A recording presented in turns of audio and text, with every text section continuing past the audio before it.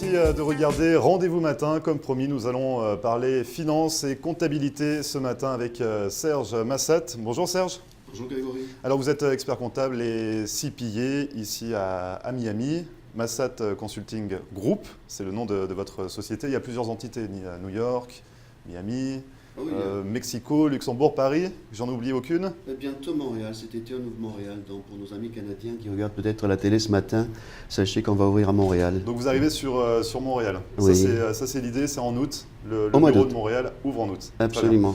Donc on va revenir un petit peu sur tous les services que vous proposez. Ça fait un petit bout de temps quand même que vous êtes dans le métier. J'ose pas le dire parce que ça fait très longtemps. Ça fait 35 ans que je fais ce métier aux États-Unis. En fait, la presse a pu dire que j'étais le pionnier de l'expertise comptable à la française aux États-Unis. Et 35 ans de métier, on commence à connaître son métier un petit peu, oui. Donc 35 ans de métier, c'est pas rien. Vous êtes arrivé sur Miami en premier lieu ou vous étiez ailleurs? Non, la première étape c'était Cleveland. Une histoire de cœur. J'avais épousé une américaine de Cleveland. J'ai fait mes classes chez EY à Cleveland. Et puis je suis reparti en France un an. J'ai plus supporté la France, je suis revenu à New York. Donc ma première base c'était vraiment New York. Et de New York, j'ai un petit peu évolué et ouvert vers d'autres horizons. Vous avez étendu votre société, donc un cabinet d'expertise comptable. Vous êtes plus de 80 personnes Plus de 80 personnes, oui. aujourd'hui? Absolument. Quels sont les services que vous proposez? Parce que vous l'évoquiez, donc c'est un service d'expertise comptable, mais pour les filiales américaines de sociétés françaises. Ça, c'était l'idée à l'origine. L'idée à l'origine, c'était effectivement de servir des filiales américaines de sociétés françaises. Comme je n'étais pas CPA quand j'ai démarré ma société en 86, je suis allé voir les filiales américaines de sociétés françaises. Je leur proposais un métier nouveau que j'avais inventé, la direction financière en temps partagé. C'est-à-dire vous parlez d'un métier nouveau, c'est-à-dire ça consistait en Ça consistait en quoi? C'était des petites structures américaines rattachées à des maisons mères en France qui n'avaient pas les moyens de se payer un directeur financier. Et donc j'allais les voir, je leur disais, voilà, je serai votre directeur financier en temps partagé, tout simplement. Et ça a accroché. Je suis passé à la télé, sur TF1 à l'époque, j'ai inventé le outsourcing, le back-office. Je ne peux pas être prétentieux quand je dis inventé, mais à l'époque, c'est des mots qu'on ne connaissait absolument pas. Donc votre job à l'époque, ça consistait en quoi vraiment? Vous faisiez quoi au quotidien? En fait, aussi surprenant que cela puisse paraître, c'était le rôle de l'expert comptable en France. Le rôle de l'expert comptable en France, c'est pas de tenir des livres, c'est pas de faire de la comptabilité. Il fait de la fiscalité par défaut, ce que je fais ici aussi par défaut, mais c'était surtout d'aider l'entrepreneur dans le développement de son affaire, de lui apporter le conseil. Pour moi, la comptabilité est un outil qui permet de faire du management et d'aller plus loin. Et c'est comme ça que je conçois mon métier aux États-Unis, aider les entreprises qui viennent s'installer, partager avec eux, 35 ans d'expérience de tous mes autres clients, pour que justement, ils puissent avancer plus vite et qu'ils profitent de ce que j'ai pu acquérir comme expérience. Alors on parle de directeur financier au tout début, c'est ça? C'est un petit peu. Au tout début, c'était direction financière. Bon, après, j'ai eu mon examen de CPA. Parce que l'expertise comptable, quand on est quand on est expert comptable en France, ce n'est pas reconnu aux États-Unis. Ah non. C'est un grand débat d'ailleurs. Non, ça correspond à rien. Aux États-Unis, ça correspond à un PhD à peu près. Le diplôme d'expert comptable en France est un diplôme très très pointu. Donc PhD, c'est un doctorat? Un doctorat, pardon, oui. C'est un doctorat, oui. Alors que le diplôme américain, c'est un CPA, de CPA. À 18 ans, moi j'ai connu des gens à 18 ans, ils étaient déjà CPA, ils pouvaient créer leur boîte. Alors comment voulez-vous à 18 ans créer votre boîte et transmettre un savoir qu'on ne vous a pas encore transmis parce qu'on n'avait pas fait de stage? Tous les États ne sont pas traités de la même façon. Là, je parle de l'Ohio. C'est là où j'étais là au début, oui. Donc c'est vraiment un métier totalement différent. Et donc finalement, vous avez validé votre CPA ici aux États-Unis. Et ce job, entre guillemets, de directeur financier, il s'est transformé vraiment en cabinet d'expertise comptable? Oui, c'est transformé en cabinet d'expertise comptable, mais toujours avec cet état d'esprit français. Pour moi, je suis un petit peu le médecin généraliste de l'entreprise. C'est-à-dire vous voyez un petit peu si le pouls va bien? Je peux faire de la fiscalité, je peux toucher à la IT, je ne sais plus comment on dit, à l'informatique. Ouais. De loin parce que c'était une autre époque, mais j'ai quand même appris sur le tas. Je peux fusion-acquisition, je suis capable de faire ça, due diligence pour acheter un commerce, un négoce. Tout ça, ça fait partie des services que je peux offrir aujourd'hui. Et par défaut, comme je le dis, je le dis toujours par défaut parce que c'est un métier que j'aime pas, c'est la fiscalité, remplir des cases.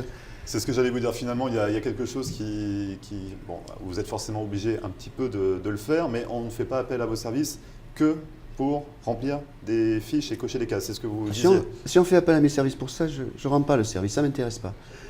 Je veux apporter de la valeur ajoutée. La personne qui vient me voir, la société qui vient me voir, j'ai quelque chose à lui proposer qui va au-delà de remplir des cases. Il y a des gens qui font ça très bien, des CPA américains qui font ça très bien, qui remplissent les cases et qui font des déclarations fiscales à longueur de journée.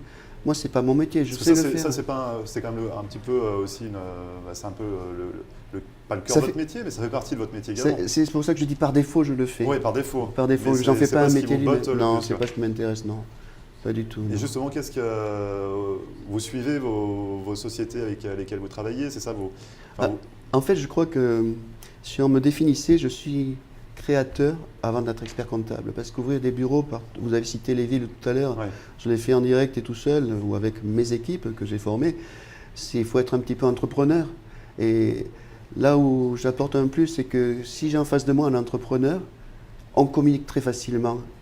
Il accepte de payer des honoraires, il accepte de prendre mon avis. Si j'ai en face de moi quelqu'un qui vient prendre sa retraite au soleil ici, il n'aura pas forcément cette mentalité d'entrepreneur. On pourra très bien communiquer aussi. Mais moi, mon métier, au-delà d'expertise comptable, c'est entrepreneur. Je suis entrepreneur pour moi, je suis entrepreneur pour mes clients. Tant et si bien, j'ajoute un petit quelque chose. Lorsqu'il m'arrive de racheter une boîte pour le compte d'un client ou de vendre la boîte d'un client, je suis plus client que le client lui-même. Je m'identifie plus au client que le client lui-même. D'ailleurs, il me laisse parler autour de la table. Ah, c'est vous qui faites tout le job finalement. Tout le job, non, je fais avec mes tripes. Ouais. C'est quelque chose que j'ai à l'intérieur. Et puis, 35 ans que je pratique ça, j'en ai vu des vertes et des pas mûres. Ouais.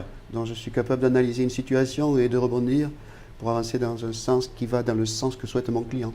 Et par rapport aux services que vous proposez, donc vous avez des sociétés ouvertes ici aux États-Unis. Il y en a une à Mexico, il y en a une qui va ouvrir en août, donc on le disait à Montréal. Oui. Le travail est différent par rapport au travail effectué aux États-Unis? Le travail de base est le même, si vous voulez, c'est ce concept de direction financière en temps partagé dont on parlait au début, que j'ai un petit peu élargi, le back-office. J'offre des services de direction financière en temps partagé. À l'origine, c'était mon temps, maintenant, c'est des collaborateurs qui ont cette vocation.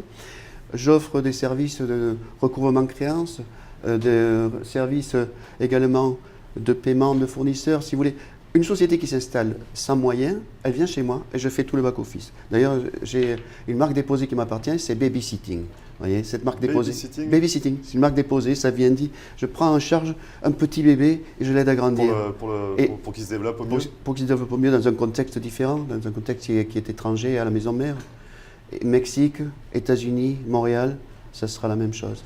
C'est la même chose. Donc là, Montréal qui va ouvrir en août, d'autres projets par la suite, d'expansion encore? Oh non. Ou pour l'instant, vous restez un petit peu sur... Je pensais à la Polynésie française, mais c'est tout récent. Donc ça, c'est encore un projet à mûrir. C'est un projet à mûrir En encore. tout cas, on l'aura compris, Serge, vous n'êtes pas là pour cocher des cases et remplir des fiches concernant la fiscalité. Donc si on souhaite faire appel à vos services pour voilà, suivre un petit peu les finances de notre société, on peut vous contacter comment? Le plus simple, mon site web, c'est www.massat-group.com, groupe en anglais. Ouais. Ou alors mon adresse email aussi, c'est serge.m@massat-group.com. Serge.m. Et votre site internet, dans tous les cas, apparaît en bas de l'écran. Ah, mais c'est formidable. Donc, on peut vous contacter comme ça. Merci beaucoup, Serge, en tout cas, d'être venu sur notre plateau, nous parler de vos services de Serge Consulting, de Massat Consulting. C'est trop identifié. C'est pareil, c'est le même nom. Merci beaucoup. Merci Grégory. Merci. Et ne bougez pas, on revient juste après la publicité.